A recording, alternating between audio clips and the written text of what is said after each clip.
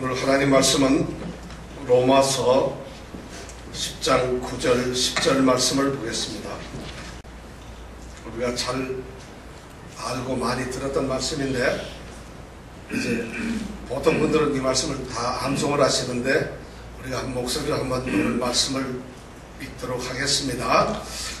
내가 만일 내 입으로 예수를 주로 시인하며 또 하나님께서 그를 죽은 자 가운데서 살리신 것을 내 마음에 믿으면 구원을 얻으리니 사람이 마음으로 믿어 의에 이르고 입으로 시인하여 구원에 이르느니라. 아멘.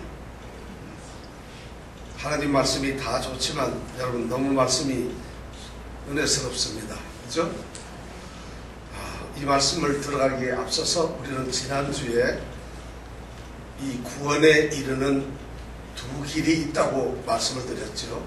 그래서 하나는 율법을 행함으로써 구원에 이를 수가 있고 또 하나는 믿음으로 의에 구원에 이를 수 있다는 두 길이 있다는 것을 말씀드렸습니다.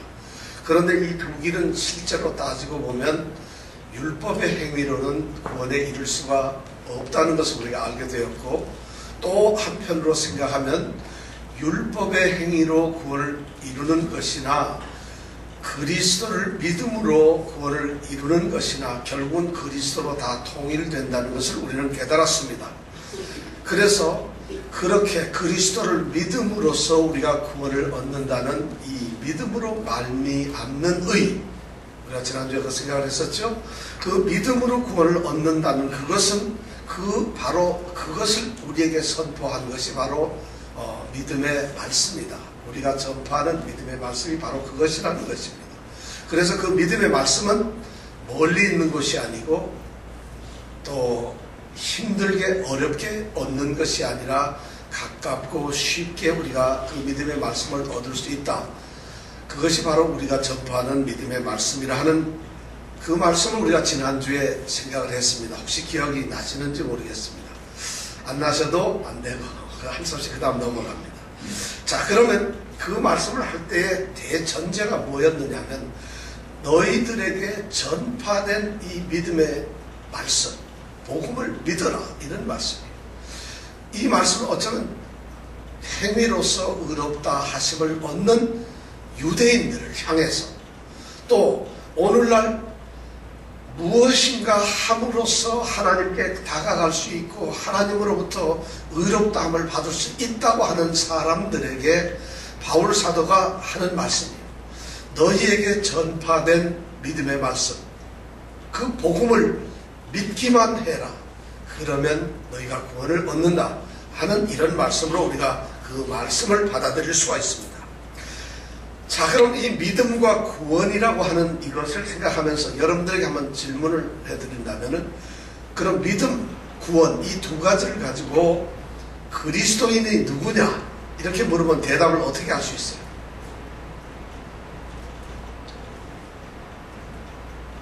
그리스도인들은 누구일까?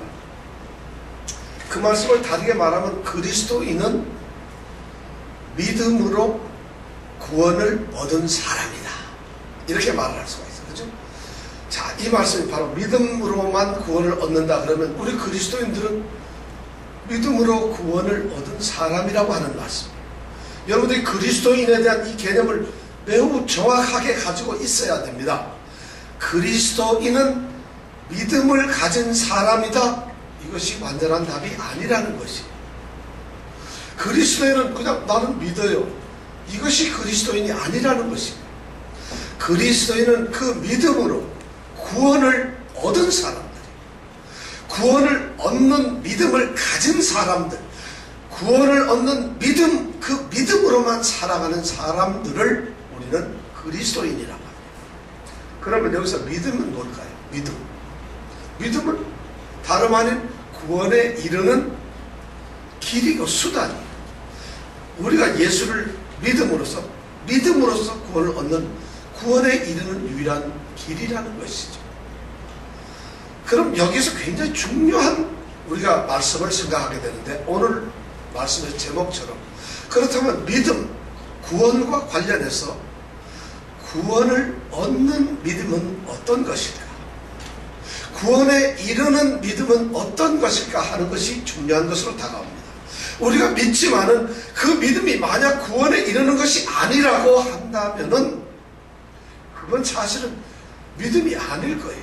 하나님이 원하시는 믿음이 아니에요. 만일 우리 중에 구원을 얻지 못하는 믿음을 가지면서 나는 그리스도인으로 믿습니다 하고 얘기한다면은 그 사람은 어쩌면 이 세상에서 가장 불쌍한 사람.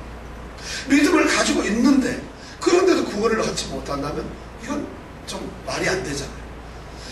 어떤 사람은 바로 구원을 얻는 믿음을 가지고 있습니다. 어떤 사람들은 구원에 이르지 못하는 그러한 믿음을 가지고 있는 사람도 있다는 것이에요. 바로 오늘 이 순간에 우리는 그러한 참 어려운 질문 앞에 세워져 있습니다. 여러분들이 지금 한 번 한 번 자신을 돌아다보면서 오늘 이 말씀 앞에서 우리는 그런 것을 생각해요. 과연 나는 믿음이 있는가? 아니, 구원을 얻을 만한, 구원에 이를 만한, 구원을 이루는 그런 믿음을 가지고 있는가? 이것이 중요합니다. 물론 이 믿음은 내 스스로 인정을 해서 나는 구원을 얻는 믿음을 가지고 있다, 이것을 말하는 것이 아닙니다. 이 구원을 얻는 믿음은 하나님께서 인정하시는 그 구원을 주시는, 구원을 하나님이 주시는 거니까, 은혜로 주시는 거니까 그 구원을 주시는 하나님께 인정을 받을 만한 믿음을 가지고 있느냐 하는 것입니다. 저는 오늘 우리 앉은 예수님에게 모든 성도들이 이 믿음을 갖기를 축원합니다. 구원을 얻는 믿음을 갖는다. 그럼 구원을 갖는 그 믿음, 구원에 이르도록 하는 그 믿음은 그럼 도대체 무엇일까? 오늘 성경 말씀은 그것을 우리에게 제시해주고 있습니다. 구원을 얻을 만한 믿음, 구원을 얻을 수밖에 없는, 구원을 얻을 수 있도록 하는 믿음이 어떤 것인 건가를 오늘 성경 말씀이 우리에게 들려주고 있다는 것이죠. 이 말씀을 다시 한번 읽도록 하겠습니다. 시작. 내가 만일 내 입으로 예수를 주로 시인하며 또 하나님께서 그를 죽은 자 가운데서 살리신 것을 내 마음에 믿으면 구원을 얻으리니 사람이 마음으로 믿어 의에 이르고 입으로 시인하여 구원에 이르느니라. 네. 여러분 조금 짐작이 되셨죠? 그래도 사실은 잘 짐작이 안 됐어요. 자, 오늘 이 말씀에 보면은 아주 중요한 두 가지 구원과 믿음에 대한 관점을 주고 있어요. 매우 중요한 이야기를 두 가지를 하고 있어요. 그게 뭐냐면 첫째는 무엇을 믿어야 하는가? 여러분, 무엇을 믿어야 할까요? 이것이 바로 중요한 구원에 이르는 믿음의 첫 번째, 믿음의 내용이 무엇이냐? 우리가 구원에 이르는 믿음을 갖는다면 그 믿음이란 도대체 무엇을 믿는 것이냐 하는 것이 오늘 이 말씀에 나와 있고, 두 번째 하나는 어떻게 믿느냐예요. 그럼 구원에 이르도록 하는 그 믿음의 내용이 어떤 것이 있다고 한다면 그것을 나는 어떻게 믿어야 하는가? 오늘 이 말씀은 무엇을 믿느냐, 어떻게 믿어야 하느냐 하는 두 가지를 우리에게 말씀해 주고 있습니다. 여러분들은 이제 이 말씀을 보면서 그것을 찾아내실 수가 있을 겁니다. 무엇을 믿어야 될까? 어떻게 믿어야 될까? 오늘 이 시간에는 구원에 이르는 믿음이라고 하는 첫 번째 시간에서 우리는 무엇을 믿어야 하는가에 대해서 먼저 생각을 해보려고 합니다. 무엇을 믿어야 할까? 오늘 말씀에서 우리가 그 힌트를 찾고 오늘 말씀이 선포하는 참된 진리를 보면은 구원에 이르도록 하는 그 믿음이 무엇인가 하는 그 내용을 두 가지를 얘기하고 있어요. 우리가 믿어야 할 것이 무엇인가를. 첫째는 예수님은 주님이시다. 이것은 내 입으로 예수를 주로 시인하는 것. 예수님이 주인이시다, 주님이시다. 이것을 믿어야 된다는 것이죠. 이것을 너무 쉬운 것 같지만 제가 설명을 드리겠습니다. 그 다음에 두 번째 우리가 믿어야 될 믿음의, 구원에 이르는 믿음의 내용은 뭐죠? 하나님께서 그를 죽은 자 가운데서 살리셨다는 이것을 믿어야 돼요. 다른 말로 바꿔서 쉽게 얘기하면 예수님과 그의 부활을 믿는 것이다. 이것이 바로 우리로 하여금 구원에 이르도록 하는 그 믿음의 핵심적인 사실이라는 것입니다. 첫 번째, 예수님은 주님이시다. 이 말씀을 한번 우리가 의미를 생각해 보려고 합니다. 여러분들은 이 말씀을 너무 많이 들어서 너무 쉽게 듣고 너무 입으로 쉽게 얘기했기 때문에 이 말씀이 별로 실감이 나질 않아요. 그러나 예수님은 주님이시라는 이 시인 고백을 할 수 있다면 그 믿음은 하나님께서 구원을 주실 만한 믿음이라고 인정을 하신다는 것이죠. 이것을 믿어야 돼요. 자, 예수님은 주님이시다는 이 말씀에 무슨 그러한 신비한 뜻이 들어있을까? 우선 여기서 중요한 단어가 예수라고 하는 단어예요. 예수님. 여러분, 예수님은 우리가 믿기 때문에 예수 너무 쉽게 생각해요. 예수님의 뜻은 뭐냐면 우리의 그리스도이시고 하나님의 아들이신 그분이 이 세상에 살면서 우리처럼 똑같은 사람으로 살면서 그분이 많은 사람들에게 불리워졌던 이름이 뭐냐면 바로 예수예요. 우리 이정근 이런 식으로 예수라고 하는 것은 우리의 구세주이며 메시아인 그분이 사람이기 때문에 불려졌던 이름이 바로 예수라는 거예요. 그래서 예수라는 말을 썼을 때에는 그분이 하나님이심에도 불구하고 이 땅에 사람으로 오셔서 우리와 동일한 사람이다 하는 이런 의미를 가지고 있습니다. 예수님, 이 말을 여러분들이 하게 되면 어떤 사람은 예수라는 분은 이 세상에 오시지 않았다. 왜냐하면 동정녀 탄생을 하시고 뭐 이런 얘기를 하는데 예수님은 영으로 오신 분이고 예수님은 어쩌면 이 세상에 계시지 않았고 그냥 가설적인 어떤 인물이다. 이렇게 얘기를 하는 분들도 많아요. 그래서 오늘 바울 사도가 예수를 주로 시인한다. 예수님을 주님이시라고 이렇게 선언하는 데서 예수라는 말은 바로 그 예수라고 한 사람이 하나님이시면서도 사람의 몸으로 오신 그 한 사람이 우리 사람들이 살아가는 인류의 역사 속에 들어있는 역사적인 실존 인물이다 하는 것을 얘기하고 있어요.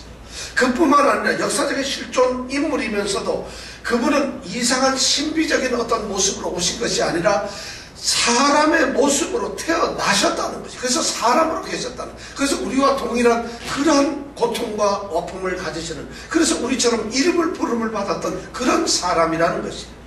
그분이, 그러니까 우리는 예수님과 하면 그분이 누구시며 그분이 어떤 일을 하셨는가 하는 것, 예수님을 믿는다는 얘기는 바로 그러한 것을 믿는다는 것이에요. 아, 세상에 오신 그분이 바로 예수님인데 나는 그분을 믿습니다 하는 고백을 하는 것이 바로 예수님은 주님이시다 하는 말의 근거예요. 여러분, 예수님을 주로 생각할 때 우리는 멀리 하늘에 계셨던, 하늘에 계시는 하나님, 그 하나님의 아들을 생각하는 것이 아니라 바로 우리와 함께 계셨던 그분이 여기서 갈릴리라고 하는 땅에서 2000여 년 전에 사셨던 그분이 바로 우리의 주님이라는 것을 고백하는 것입니다. 바로 기독교는 이 바로 예수로부터 시작되고 예수로부터 맞춰지는 것입니다. 예수님은 알파이며 오메가라고 하셨어요. 예수님이, 기독교가 없으면 예수님이 존재할 수가 없어요. 기독이라고 하는 말은 그리스도라는 말인데 기독교의 가장 전부 중심은 바로 예수라는 것이에요. 기독교의 핵심은 전부 예수입니다. 예수가 존재하지 않는 것은 기독교가 아니라는 것이에요. 그리스도인이라는 말은 바로 예수의 사람이라는 말이에요. 그러니까 복음이 선포되고 하나님의 진리가 선포되고 구원의 믿음을 주는 그런 복음이 만약 선포되어야 한다면 당연히 우선적으로 선포되어야 될 것이 예수라는 것이에요. 예수가 선포되지 않는 행복, 예수가 선포되지 않는 성공, 예수가 선포되지 않는 어떤 긍정의 힘, 예수가 선포되지 않는 어떤 담대함, 용기, 그것은 아니라는 것이에요. 복음은 바로 우리를 구원 얻게 하는 말은, 구원을 얻을 만한 그 믿음의 핵심은 바로 예수님이라는 것이에요. 그런데 이 예수님이 누구냐면 오늘 말씀해 보니까 예수님은 누구시라고요? 바로 주님이시라고요. 여기에 또 중요한 의미가 들어있어요. 주님. 이 주님이라는 말은 원래 성경에는 퀴리오스라고 하는 말로 사용되어 있는데 이 말이 성경에 보면 한 6000번 이상 사용이 되어 있습니다.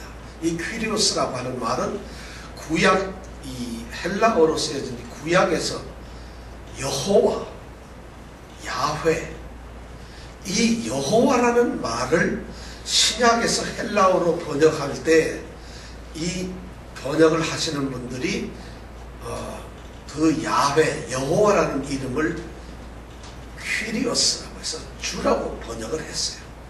왜 그랬느냐 하면 이스라엘 백성들은, 이스라엘 사람들은 여호와 야훼라는 이름 앞에서 그들은 감히 그 이름을 입에다 올릴 수가 없었어요. 참 놀라운 것이에요. 우리는 지금 하나님 여호와 이것을 너무 쉽게 부릅니다만, 이 유대인들, 이스라엘 사람들은 성경을 쓰는 이 성경을 필사하는 사람들조차, 서기관들조차도 그를 성경을 이렇게 베끼다가 여호와라는 말이 딱 나오면은 갑자기 붓을 멈추고 붓을 씻습니다. 그리고 다시 잉크를 받고 본인이 다시 옷을 가다듬고 목욕을 가고 그리고 앉아서 여호와라는 발음을 씁니다. 근데 그 여호와조차도 아니고 아도나이라고 하는 다른 이름을 씁니다. 왜냐하면 전능하신 하나님의 이름을 함부로 쓸 수도 없기 때문에. 그래서 여호와, 야훼라고 하는 이 말씀을 신약에서 번역을 하면서 퀴리오스라고 하는 주라고 하는 말씀. 그렇다면 여러분, 이 말씀이 예수님은 주님이시다는 이 말씀은 여러분, 그럼 무슨 뜻이겠어요? 예수님은 하나님이시다, 이런 말이에요. 예수님은 하나님이시다, 이것을 고백하고 신앙하고 믿는 것이 바로 구원에 이르는 믿음이라는 것이에요. 예수님은 이 땅에 분명히 사람으로 오셨는데 사람의 이름을 가지시고 예수님으로 불리셨지만은 그분이 주님이라고 하는 고백이 되면은 그분은 바로 예수님, 그분, 우리가 동등하게 똑같은 모습으로 계셨던 그 예수님이 하나님, 신성을 가지신 바로 전능하신 하나님이시며 하나님께서 보내신 하나님의 아들이라는 것을 고백하는 것이에요. 예수님이 주님이시다, 이 말을 여러분, 우리는 너무 예수는 주 하니까 쉽게 생각하죠. 그런 말이 아니에요. 이것을 믿는 것이에요. 예수님은 당신 스스로께서 하나님의 본체시라는 것을 말씀하셨어요. 하나님과 같은 하나라는 것을 말씀하셨어요. 예수님은 바로 하나님의 이름을 같이 가지고 있어요. 하나님의 거룩하심을 가지고 있어요.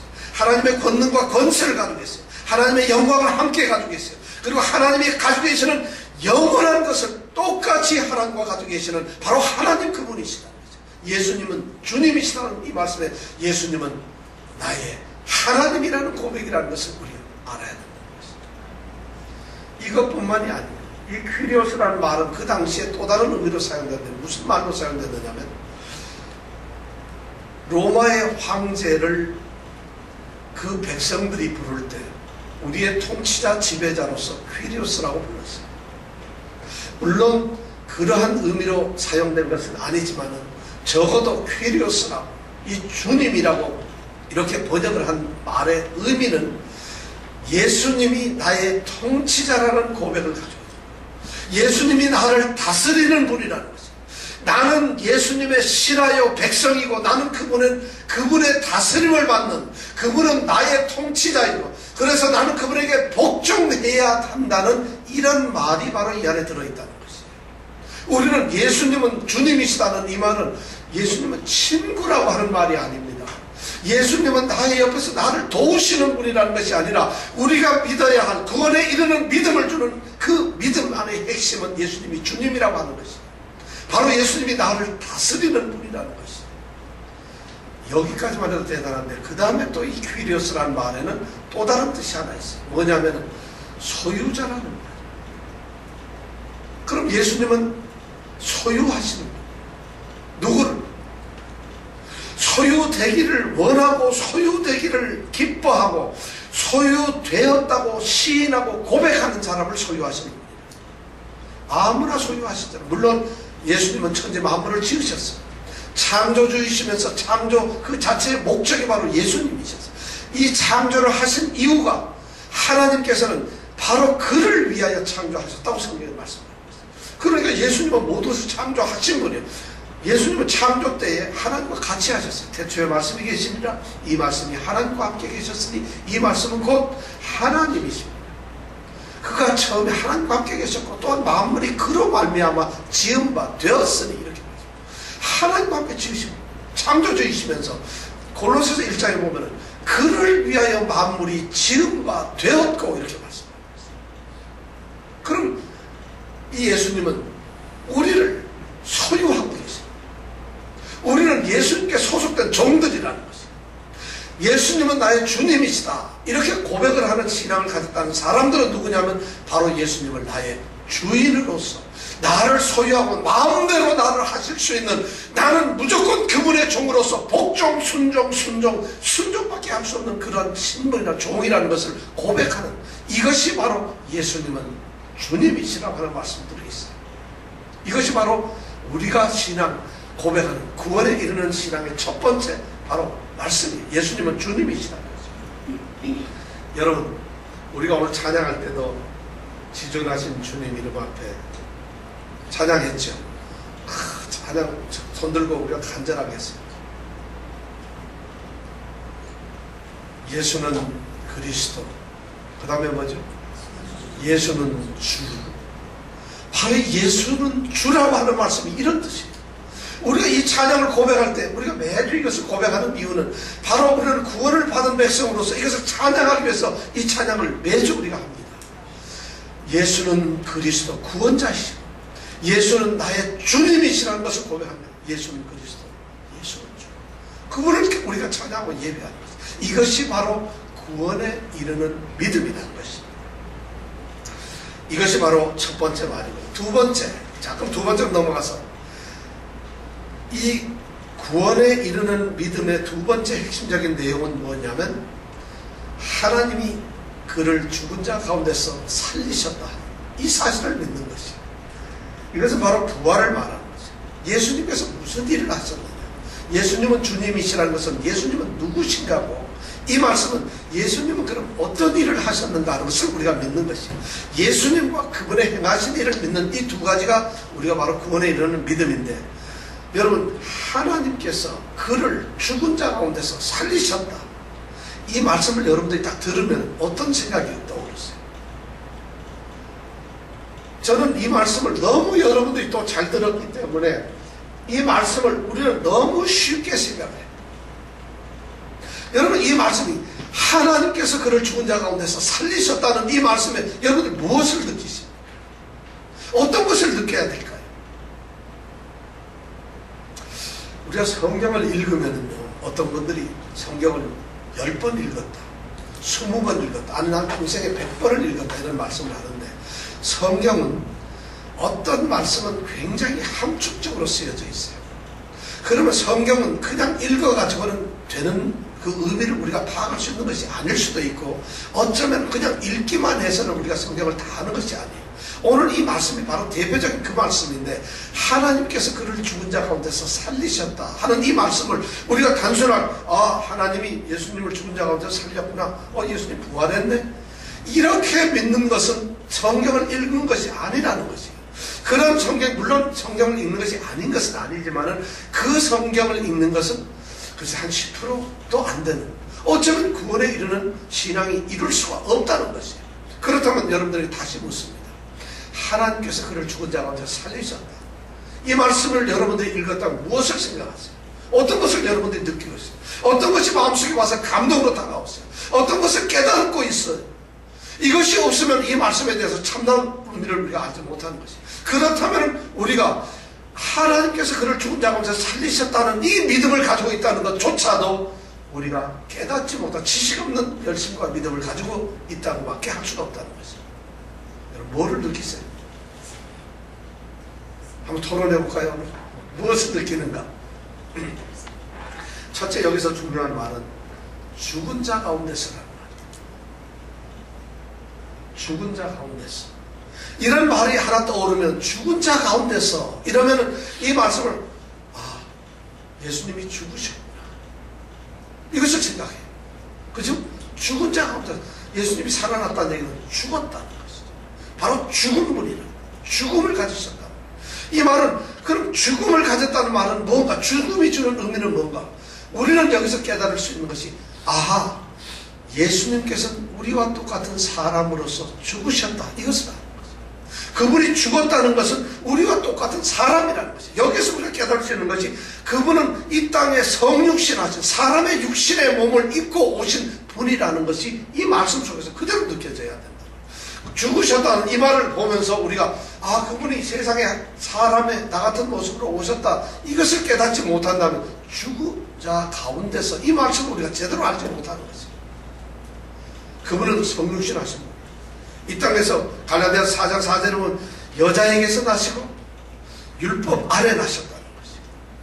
예수님께서는 여자의 아래 나셨어요. 여자에게서 나셨어요. 바로 사람의 여자의 후손으로서 여자의 아들로서 태어나셨어요. 그뿐만 아니라 율법 아래 나셨어요. 모든 인간들이 다 율법 아래 있는 것처럼, 율법의 지배, 율법 속에 있는 것처럼 하나님의 아들인 하나님이신 바로 그 예수님께서 사람의 몸을 입고 사람처럼 육신 안에서 율법 아래 태어나셨다는 것이, 이것을 말씀해주고 있어요. 성육신만 여기서 깨닫는다는 것은 또 그것도 아니에요. 그 다음에 우리는 한 발 더 나가서, 그렇다면 육신을 입고 오신 그분께서 왜 죽으셨는가 하는 질문이 우리에게 있어야 돼요. 죽은 자 가운데서 이런 말이 있다는 얘기는, 아, 그분이 성육신 하셨구나. 그러면 왜 죽으셨을까? 여러분, 죽은 자 가운데서라는 말을 들으면서 예수님이 죽었어요, 거기까지 가는 왜 죽었을까 하는 질문이 여러분 나오지 않습니까? 우리의 신앙이라고 하는 것이, 성경 말씀을 읽으면서 하나님께 나아간다 할 때는 우리는 끊임없이 왜 그러셨을까? 무엇을 위해서 그러셨을까? 왜 이것은 나와 관련이 될까 하는 것이 질문되어야만 합니다. 그래야만 이 말씀의 참다운 뜻을 아는데, 그분이 왜 죽으셨을까? 여러분, 왜 죽었어요? 우리를 위해서 죽으셨어요. 나를 위해서 죽으셨다. 마가복음 10장 45절을 보면, 인자가 온 것은 섬기려 함이 아니라 도리어 섬기려 하고 많은 사람을 위하여 대속물로, 자기 생명을 대속물로 주려 합니다. 주님께서 하신 말씀, 예수님께서 죽으시는 이유가 있어요. 뭐냐? 바로 우리를 위해서, 나 자신을 위해서 죽었다, 나를 위해서 죽었다는 것이에요. 예수님은 그분의 죽음이 죽은 자 가운데 있어야 할 이유가 바로 뭐냐면 나 때문이었다는 것이에요. 그분은 사람의 몸으로 오셔가지고 나 때문에 죽으셨다는 것이에요. 이 말씀이 바로 죽은 자 가운데서라는 말씀이 있다는 것이에요. 여기까지 되는 것만 해도 또 되는 것이 아니에요. 그렇다면 예수님이 나 때문에 죽었다면 나는 도대체 누구인가 하는 질문이 있어요. 나는 누굴까요? 예수님이 사람의 몸을 입고 오셔서 나를 위해서 죽으셨다면 그럼 내가 누군데, 나는 누구인데 나 때문에 죽으셨느냐, 이런 질문이 바로 이 죽은 자 가운데서라는 말씀에 숨어있다는 것이죠. 내가 누구예요? 죄인이라는 것이에요. 나는 율법 안에 있어서 죄 안에 있는 사람으로서 죄의 권세인 사망에 이를 수밖에 없는 영원한 멸망을 받는 죄인 가운데 있는 죄인이라는 것이에요. 내가 자기 스스로 나는 죄인이라는 것을 깨닫게 됩니다. 이 죽은 자 가운데서라는 말 속에, 아, 내가 율법 때문에 죄 안에서 죽는 자로서 사망에 이르러야 되는 거로구나, 이것을 깨닫는 것이 바로 이 말씀 속에 있다는 거죠. 그래야만 비로소 구원에 이르는 믿음을 가질 수 있다는 것이죠. 자신이 죄인이 아닌 사람, 그 사람은 예수를 믿을 필요가 없어요. 죄인이 아닌데 왜 예수를 믿어? 구원을 왜 받아요? 이미 죄인이 아닌데. 그런데 성경에는 모든 사람이 죄인이에요. 아무도 죄인 아닌 사람이 없어요. 이렇게 죄인은 자신을 죄인으로 깨닫는, 이런 것이 바로 구원에 이르는 믿음을 갖는 길이라는 것이에요. 바로 죽은 자 가운데서는 이 말씀 속에는 세 가지 중요한 의미가 있다. 예수님께서 사람의 몸으로 성육신 하셨다는 것이죠. 그리고 그분이 우리를 위해서 죽으셨다는 것이죠. 그 죽음은. 그리고 내가 바로 죄인이기 때문에 죄인인 나의 죄를 대속하기 위해서 그분이 죽으셨다. 바로 그것이 죽은 자 가운데서라는 말의 의미라는 것이죠. 두 번째 또 중요한 말씀을 봅니다. 하나님께서 그를 죽은 자 가운데서 살리셨다. 바로 이 살리셨다는 말씀이 또 무엇을 하는가? 여러분, 살리셨다가 무엇을 하는 거예요?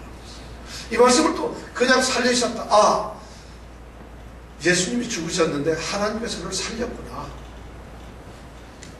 그래서 예수님은 이제 죽지 않고 살아나셨구나, 부활되셨구나, 이렇게 믿는 것이 우리의 믿음이 아니라는 것이에요. 이 말씀 속에는 또 다른 진리가 들어있다는 것이에요. 그게 뭐냐면은 하나님께서 그를 살리셨다는 거예요. 성경에 보면은 예수님께서 살아나셨다 하고 해서 예수님이 스스로 살아나신 그런 표현을 쓰는 것이 많습니다. 예수님이 살아나셨다. 오늘 이 말씀에 보면 하나님께서 그를 어떻게 살리셨다. 예수님이 살아나신 것은 스스로 죽은 가운데서 일어나신 것을 말하는 것이고, 오늘 이 말씀을 보면 하나님께서 그를 죽은 자 가운데서 살려내신 걸 말하는 거죠. 자, 그러면 예수님은 스스로 살아난 것인가요? 아니면 하나님이 살리신 건가요? 어떻게 했을까요? 성경에 보면 예수님은 사흘 만에 죽은 데서 살아나셨다 하죠. 예수님이 살아나신 걸로 얘기를 하고 있고, 또 오늘 말씀해 보니까 하나님께서 예수님을 죽은 데서 살리셨다 그래요. 예수님은 살려진 건가요? 아니면 살아나신 건가요? 어때요, 여러분? 성경 많이 읽으셨잖아요. 헷갈려요. 사실 이게 같은 말이에요. 왜냐하면 예수님도 하나님이시고 우리 살리신 하나님도 하나님이세요. 단지 이런 표현을 성경에 쓰는 이유는 강조점을 어디에 두느냐. 예수님께서 사망을 이기셨다는 것을 강조할 때는 예수님께서 살아나셨다는 표현을 쓰고 있고, 하나님의 강권적인 주권을 얘기할 때는 하나님께서 예수님을 살리셨다, 이런 표현을 써요. 그럼 이 표현은 바로 오늘 쓴 말씀은 하나님의 주권을 말씀합니다. 하나님이 주동적으로 하나님의 어떤 능력과 하나님이 하신 일을 강조하시기 위해서 오늘 이런 표현을 쓰고 있어요. 자, 그렇다면 이렇게 하나님이 그를 왜 살리셨느냐, 이 질문을 우리가 해야 되는 거죠. 살리셨다면 왜 살리셨을까요?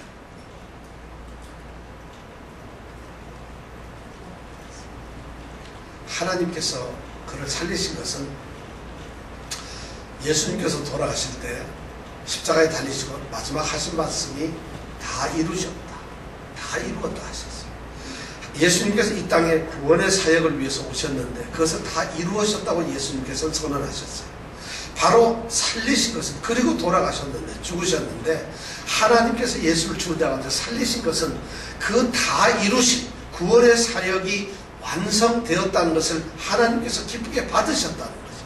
만족하셔서 이제 그것을 인정하시고, 그래, 사랑하는 내 아들이, 사랑하는 이 예수께서 그 모든 일을 완성하셨고, 그래서 구원의 역사는 이제 이 땅에서 완성되었다 하는 것을 하나님이 선언하는 행위가 바로 그를 살리신 거예요. 왜냐하면 율법 아래 있는 자들은 저주를 받아서 다 죽게 되는데, 율법의 저주인 사망의 권세를 깨뜨리지 않으면 안 돼요. 근데 그 권세를 깨뜨리는 것은 뭐냐면 죽지 않는 것이에요. 그럼 죽음에서 일어나서 부활이 되는 것이에요. 하나님께서 그를 살리셨다는 것은 바로 부활을 시키셨다는 것인데, 살리신 이유가 바로 이제는 더 이상 율법이나 죄의 권세인 사망이 주장하지 않는다는 것을 선언하는 행위라는 것이죠. 구원이 완성되었다는, 바로 그를 살리셨다, 죽은 자 가운데 살리셨다는 말을 들으면 드디어 하나님께서 이루시는 구원은 우리에게 모든 것이 이루어졌다는 것을 우리가 믿는 것이라는 것이에요. 이 말씀 속에는 그것이 들어있다는 것이에요. 그 다음에 또 그것만뿐만 아니에요. 예수님께서 죽으셨다면은, 그럼 죽으신 다음에 무슨 일이 일어났습니까? 그리고 부활을 하셨다면, 살아나셨다면, 예수님께서, 하나님께서 그를 죽은 자 가운데 살리셨다고 한다면 살리셔서 무슨 일을 하셨습니까? 이것이 바로 예수님께서는 부활하시고 나서 사랑하는 제자들에게도 또 부활하시기 전에도 말씀하셨죠. 내가 가서 아버지께로부터 너희에게 성령을 보내야겠다. 보혜사 성령을 보내야겠다. 바로 성령이 오셨다는 말씀이 이 안에 들어있다는 거죠. 이미 그 일이 무슨 일을 하셨을까 질문이 없다면 부활하셨어요, 이거는 아무 의미가 없다는 거예요. 왜 부활하셔서 무슨 일을 하셨는가? 바로 우리에게 성령을 보내셨다는 것이 이 말씀 속에 들어있는 것이고, 더 나아가서는 우리가 예수님께서 부활하셨다 그러면 그 부활하셔가지고 어디 계십니까? 지금은 무엇을 하십니까? 이런 질문이 있어야 되는 거지 않겠어요? 하나님께서 그를 살리셨다면 살려만 놓고는 그냥 끝나는 건가요? 아니잖아요. 바로 이 말씀 속에서 그러한 질문들이 끊임없이 계속 되어야 된다는 거죠. 하나님께서는 그를 살리셨고, 예수님께서는 하늘에 오르사 하나님 우편에 앉아 계시고 지금도 우리 성도들을 위하여서 친히 간구하신다는 것이죠. 이것이 바로 이 살리셨다는 말씀에 들어있는 것이에요. 그렇기 때문에 우리는 그 예수님이 지금도 우리 가운데서 우리를 도우시며 성령을 보내셔서 우리를 도우시며 그 성령의 도우심으로 말미암아 우리가 구원에 이르는 믿음을 갖게 된다는 것이에요. 거기까지만 해도 좋겠는데 또 다른 말이 있어요.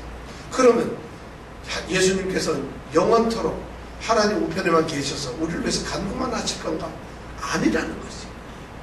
그러면 어떻게 하실? 그 다음에 그럼 결국 마지막에는 무엇을 하실 건가 하는 것이 우리에게 질문이 되는데, 바로 여기에서 주님께서는 심판하시기 위해서 다시 오신다는 말씀입니다.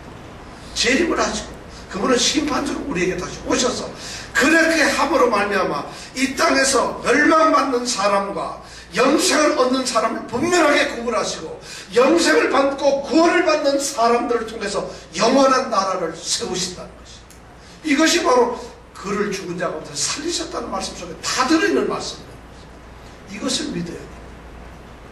여러분, 구원을 얻는 믿음의 첫 번째 무엇을 믿어야 하느냐 하는 것이 바로 예수님은 주님이시다. 또 하나는 하나님께서 그를 죽은 자 가운데 살리셨다. 이 두 가지를 믿는 것인데 이것이 바로 이렇게 숨은 뜻이 많다는 것이죠. 우리의 신앙이 바로 이런 것이 신앙이라는 것이죠. 이것이 바로 구원에 이르는 믿음이라는 것이죠. 그런데 오늘날 너무 우리가 값싼 이 구원 복음이 온 땅에 선포되고 있어요. 어디 신령한 부흥 집회나 어디 뭐 대단한 어떤 은사 집회에 가보면 사람들이 말합니다. 주 예수를 믿으라, 믿으라. 이렇게 얘기를 합니다. 그러면은 사람들이 아멘, 아멘 합니다. 그러면 당신은 주 예수를 믿습니까? 믿는 분들 다 앞으로 나오세요. 그럼 쭉 나옵니다. 주 예수를 믿습니까? 예, 나는 예수를 믿습니다. 그러면 여러분들은 구원을 받았습니다. 어떻게 이런 선언이 가능할 수가 있을까요? 구원에 이르는 믿음이 바로 그렇게 쉽다면 어떻게 모든 사람들이 구원을 잊겠느냐. 그뿐만 아닙니다. 어떤 사람들은 또 이렇게도 합니다. 아유, 나는 간단해요. 단순해. 복잡한 거 난 싫어합니다. 예수를 믿으면 구원을 얻지 않습니까? 그래, 나는 예수를 믿어요. 그럼 난 구원을 얻었죠. 됐지? 나는 구원을 얻었어요. 내게 교리, 신학, 뭘 성경이나 골치 아픈 얘기하지 마. 난 예수를 믿고 있어. 이미 난 구원을 얻었어요. 어떻게 그런 말이 구원에 이르는 믿음이 될 수 있을까요? 그뿐만 아니에요. 또 요즘에 유행하는, 너무너무 유행하는 것이에요. 저는 예수를 믿고 엄청난 체험을 하고 있어요. 저는 지금 체험 가운데 있어요. 저는 예수에 대한 지식, 예수 구원에 얻는 지식, 그런 거 잘 모릅니다. 이해도 잘 못해요. 그러나 나는 지금 예수를 믿음으로써 내 안에 평안이 있고 행복하고 나는 담대해졌고 나는 느껴요. 나는 체험을 느껴요. 예수님을 아는 것, 나는 그것이 뭔지 잘 모르지만 그런 지식이 내게는 필요가 없어요. 나는 체험하고 있어요. 오늘날 유행하는 것이에요. 무엇을 체험하고 있는 것이에요? 예수님이 누구신지 모르면서 구원에 이르는 참된 지식을 모르면서 무엇을 체험하고 있다는 것이에요. 우리는 여기에 속지 말아요. 어떠한 종교적인 행위나 어떤 종교적인 어떤 체험이나 우리가 어떤 수행을 했거든 고행을 하거든 또는 어떤 종교적인 행동을 열심히 하거나 도덕적인 삶을 살거나 선한 행위를 하거나 이것이 결코 구원에 이르는 것이 아니라 구원에 이르는 믿음은 반드시 믿음의 내용이 있다는 것이에요. 그 내용이 없이 믿는다는 것은 그것은 거짓이 구원에 이르도록 할 수가 없다는 것이에요. 저는 지난주에 빌립보에서 빌립보 감옥에 갇혔다가 바울과 실라가 감옥 속에서 찬양을 했을 때 옥문이 열리고 간수가 놀라서 자결을 하려고 할 때 죽지 마라. 너는 자결할 필요가 없다. 우리는 아무데도 안 간다. 그러니까 그 간수가 뭐라 했어요? 그럼 내가 어떻게 해야 되느냐. 그때 제가 드렸던 말씀이 뭐죠? 사도행전 16장 31절에 있는 말씀. 주 예수를 믿으라. 그리하면 너와 내 집이 구원을 얻으리라. 우리는 성경 말씀을 여기까지 읽습니다. 빌립보의 간수가 너무 간절한 마음으로 형제들아 내가 이제 어떻게 할 것이냐 내가 어찌할까 물으니까 바울과 실라가 한 목소리로 주 예수를 믿으라. 그리하면 너와 내 집이 구원을 얻으리라. 우리는 여기까지 말씀을 했어요. 그러나 성경은 16장 32절의 말씀이 있습니다. 여러분 32절 뭔가 찾아보실래요? 제가 읽겠습니다. 주의 말씀을 그 사람과 그 집에 있는 모든 사람에게 전하더라. 바울 사도는 주 예수를 믿으라 하고 거기서 끝나고 믿었느냐? 그래 그러면 구원을 얻었다 하신 것이 아니라 바로 32절에는 주의 말씀을 그 사람과 그 모든 가족들에게 전했다고 되어 있어요. 바로 구원을 믿는 구원을 얻을 수 있는 그 믿음에 관한 것이 무엇인가를 주의 말씀을 전했어요. 그럼으로써 그 사람들이 그것을 받아들이고 구원을 받게 된다는 것이에요. 오늘 말씀에서 바로 이것입니다. 주 예수를 믿느라. 이 말씀 속에는 바로 구원을 얻을 만한 믿음이 있어야 된다는 것이에요. 그것이 없고는 안 된다는 것이에요. 사람이 무엇을 믿어야 하는가? 그것을 우리는 반드시 사람들에게 오늘날 선포되어야 돼요. 강단에서 선포되는 것은 행복이 아닙니다. 가정의 행복이 아닙니다. 우리의 번영이 아닙니다. 우리의 축복이 아니라 바로 사람이 무엇을 믿어야 하는가, 주 예수를 믿어라가 아니라 무엇을 믿어야 하는가를 선포해야 된다는 것이죠. 그 믿음의 내용이 없이, 그러니까 믿는 사람들이 전혀 믿음이 없어요. 그리스도가 누구이신지, 무슨 일을 하셨는지, 하나님께서 그리스도를 통해서 내게 어떤 일을 하셨기 때문에 내가 구원을 얻는 것인지, 이런 구원에 대한 지식이 있어야 된다. 그것이 없으면 안 됩니다. 믿음이 없어요. 믿음이 아니라는 것이에요. 믿음은 그렇게 단순한 것이 아니에요. 믿음은 그렇게 쉬운 것이 아닙니다. 믿음은 분명하게 우리가 굳게 믿어야 되는 믿음의 내용이 있다는 것이에요. 사실 무엇을 믿어야 하는가, 이 믿음의 내용을 알 때에만 비로소 우리는 우리의 구원의 확신을 가질 수 있어요. 내가 무엇을 믿는지 알 때에만, 내가 믿는 믿음의 내용이 무엇인가를 분명하게 우리가 깨달을 때, 아, 내가 구원을 얻었다, 이 사실을 알 수가 있어요. 그걸 모르고 그냥 주 예수를 믿습니다 해가지고는 절대 구원의 확신을 가질 수가 없다는 것이죠. 내가 믿는 믿음, 여러분들이 가지고 있는 주 예수에 대한 믿음, 그 믿음이 무엇인가를 알 때, 믿는 그 믿음의 핵심이 무언가를 알 때 우리는 비로소 구원의 확신을 가질 수 있다는 거죠. 그것뿐만 아닙니다. 내 자신이, 아니 다른 사람들이 참다운 믿음에 있는가 있지 않은가를 우리는 분별해낼 수가 있다는 것입니다. 이러한 믿음이 없이 주 예수를 믿는다, 나는 체험을 가지고 이 세상에 그 사람의 믿음을 우리는 분별해낼 수가 없다는 것입니다. 그런데 체험을 하는 사람이 체험하는 사람 보고 이 사람은 가짜야, 이 사람은 유치해, 자기네들이 얼마나 떠드는지 몰라요. 사실 진정한 믿음에 있는가, 구원을 얻는가 하는 것은 이러한 믿음의 내용을 분명히 알고 믿을 때 비로소 믿음에 대해서 우리가 판단을 할 수 있다는 것이죠. 분별을 할 수 있다는 것이죠. 그런 것이 없이 어떻게 주 예수를 믿는다는 이 단순함을 가지고 어떻게 믿음의 참됨과 거짓됨을 분별할 수가 있겠어요? 무엇이 구원을 준다는 것을 분별할 수 있겠어요? 그렇기 때문에 우리가 참된 복음에 있어야 된다는 것입니다. 오늘 우리는 구원에 이르는 복음이라고 하는 이 믿음이라는 것에 대해서 말씀을 드렸습니다. 첫 번째 우리가 말씀드린 것이 바로 무엇을 믿어야 하는가, 구원에 이르는 믿음. 저는 우리 사랑하는 성도들이 이 믿음 갖기를 원합니다. 무엇을 믿습니까? 여러분들이 믿고 있는 믿음의 그 실체가 무엇입니까? 아니 도대체 성경에서 말하고 있고 많은 선지자들이 말했고 우리의 믿음의 선조들이 말하고 그들이 믿었던 그 믿음의 실체가 뭘까요? 여러분들 믿음 가지고 계십니까? 믿고 있습니까? 구원에 이르렀습니까? 그러면 여러분 무엇을 믿는가를 아세요? 무엇을 믿느냐? 이것이 오늘 우리에게 질문이 되어져야 합니다. 끊임없이 우리는 무엇을 믿느냐를 추구해야 합니다. 그것이 바로 믿음의 삶이고 그것이 바로 구원에 이르도록 다가가는 우리의 믿음의 모습이라는 것입니다. 우리 사랑하는 성도들이 바로 이 구원에 이르는 믿음, 무엇을 믿어야 하는가를 깨닫는, 그것을 알고서 믿는 귀한 믿음의 성도들이 되시기를 축원합니다. 기도하시겠습니다.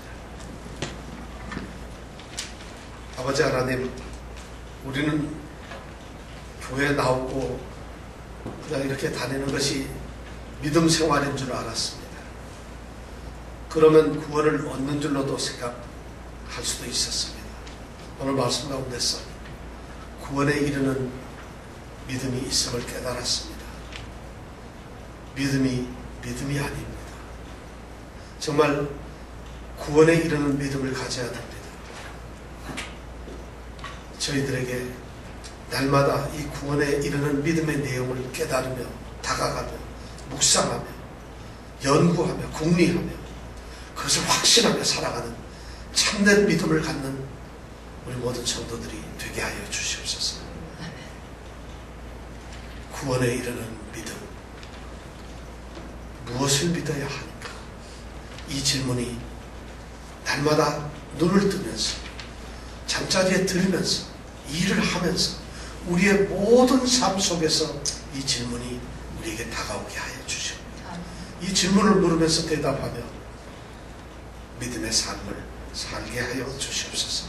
그래서 구원 얻는 믿음을 가지고 구원을 얻는 성도들이 되게 하여 주시옵소서. 아멘. 예수님 이름으로 기도드렸습니다. 아멘.